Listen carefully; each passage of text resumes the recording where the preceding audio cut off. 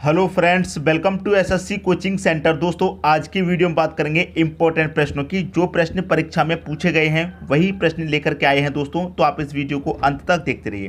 तो चलिए स्टार्ट करते हैं। पहला प्रश्न है आपका, एक व्यक्ति अपनी मासिक आय का 12% बचत करता है। यदि उसका मासिक खर्च 17,600 रुपये हो तो उसकी मासिक आय कितनी है।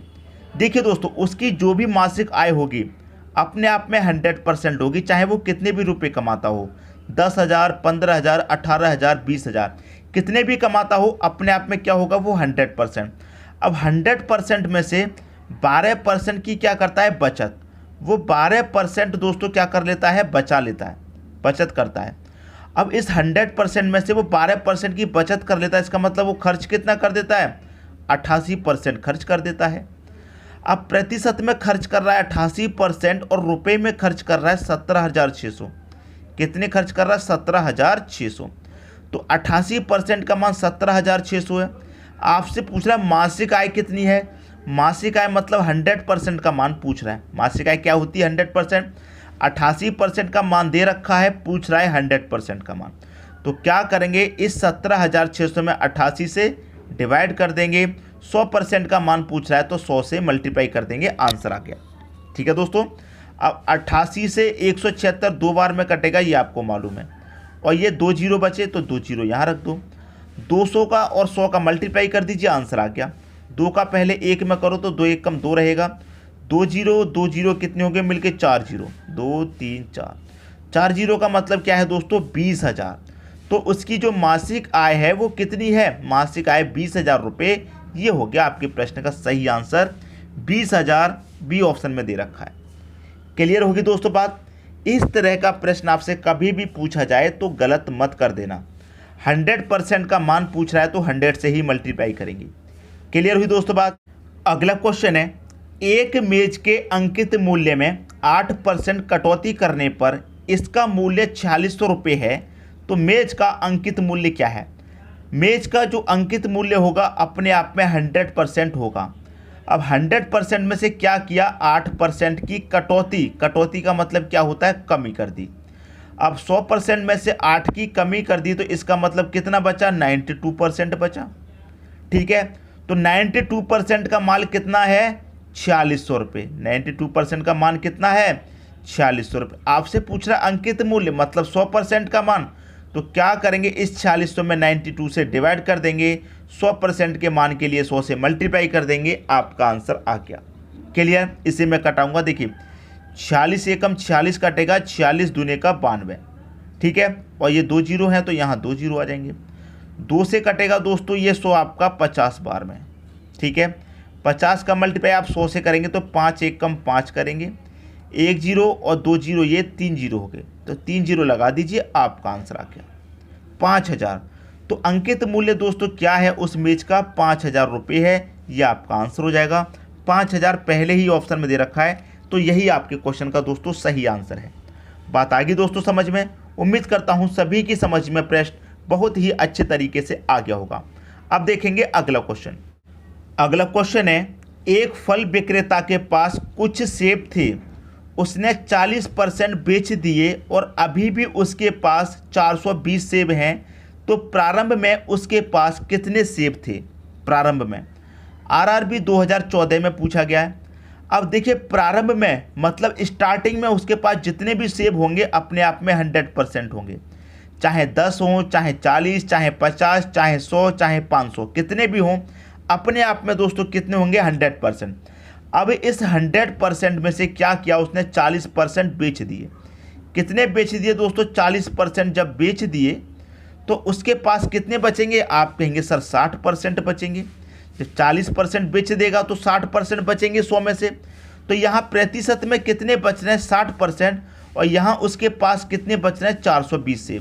तो 60% का मान दोस्तों 420। आपसे क्या पूछ रहा है, प्रारंभ में उसके पास कितने सेब, मतलब प्रारंभ में 100% का मान पूछ रहा है, तो क्या करेंगे, 420 में 60 से डिवाइड कर देंगे। 100 का मान पूछा है, 100 से मल्टीप्लाई कर देंगे, आंसर आ जाएगा। जीरो से तो यहाँ जीरो कट जाएगा, 6 सत्ते 42 कटेगा, 7 का मल्टीप्लाई 100 में करेंगे, कितना आ जाएगा, 700। यह आपका आंसर हो गया। क्या पूछा था, उसके पास कितने सेब थे प्रारंभ में, तो प्रारंभ में उसके पास कितने सेब थे, 700 सेब थे। बी ऑप्शन हो जाएगा आपके प्रश्न का दोस्तों सही आंसर।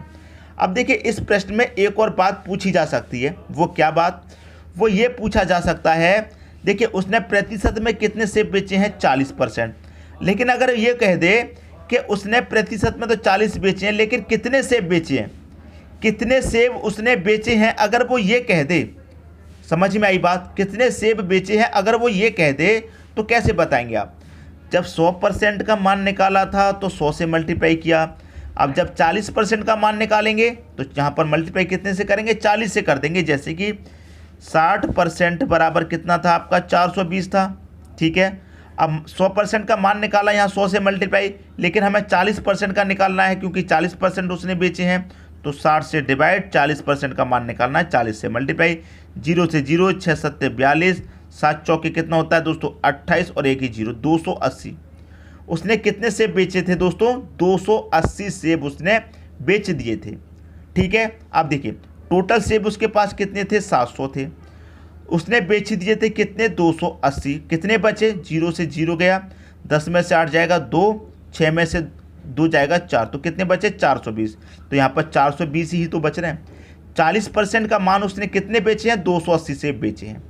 अगर ये कह दे कि 40% तो बेचे हैं लेकिन गिनती में कितने सेब बेचे हैं, तो दोस्तों 280 बेचे हैं।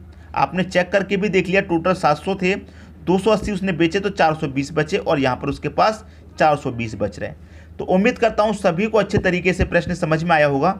अब देखेंगे अगला क्वेश्चन। अगला प्रश्न है, दो संख्याओं का अनुपात 3:1 तथा योगफल 72 है, तो दोनों संख्याओं का अंतर ज्ञात कीजिए।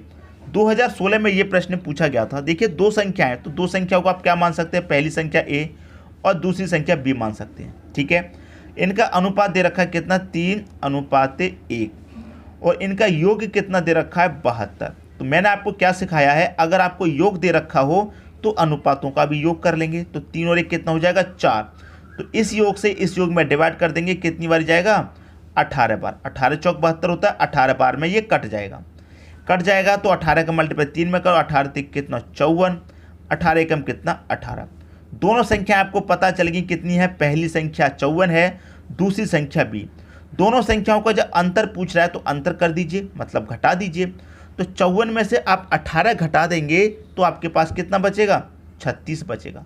तो दोनों संख्याओं का अंतर कितना है, 36 है।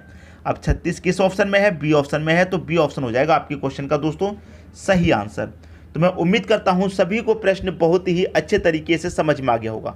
अब देखेंगे अगला क्वेश्चन। अगला क्वेश्चन है, यदि संख्याओं का समांतर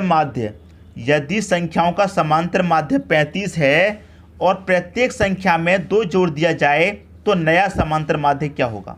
अब देखिए ये प्रश्न आपका 2016 में पूछा गया है। अब मैं इस प्रश्न की अगर बात कहूँ, यहाँ पर आपको संख्या मैंने लिख करके नहीं दी गई है कि कितनी संख्याओं का समांतर माध्य 35 है, 10 संख्याओं का है या 5 का है या 12 का, 8 का, कितनी संख्याओं का समांतर माध्य 35 है ये मैंने नहीं लिखा।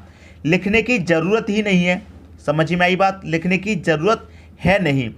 क्वेश्चन ये भी दे सकता है कि 10 संख्याओं का समांतर माध्य इतना है, 15 का इतना है, कुछ भी दे सकता है। बस आपको इसमें जो शॉर्ट तरीका है वो समझना है। क्या कह रहा है, समांतर माध्य दे रखा है 35, प्रत्येक संख्या में 2 जोड़ दिया जाए तो नया समांतर माध्य क्या होगा।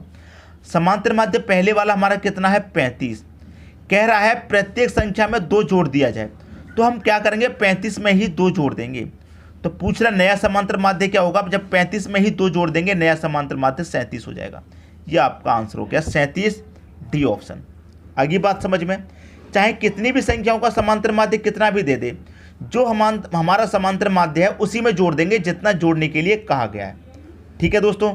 अगर घटाने के लिए कह देता तो समांतर माध्य हमारा कितना है, पहले का 35, अगर 2 जोड़ने की बजाय 2 घटाने के लिए कह देता तो इसी में से हम 2 घटा देते, नया समांतर माध्य हमारा क्या आ जाता, 33 आ जाता, ये हमारा आंसर हो जाता। बात आई समझ में। अगर जोड़ने के लिए कहेगा तो पुराने समांतर माध्य में ही जोड़ेंगे, और घटाने के लिए कहेगा तो पुराने समांतर माध्य में से ही घटा देंगे, आपका जो नया समांतर माध्य वो पता चल जाएगा। तो मैं उम्मीद करता हूँ सभी को प्रश्न बहुत ही अच्छे तरीके से समझ में आ गया होगा। दोस्तों यदि वीडियो पसंद आया तो लाइक कीजिए, दोस्तों में शेयर कीजिए। अगर आपने हमारे चैनल को अभी तक सब्सक्राइब नहीं किया है तो कर लीजिए और बेल आइकन का बटन भी दबा दीजिए दोस्तों। धन्यवाद।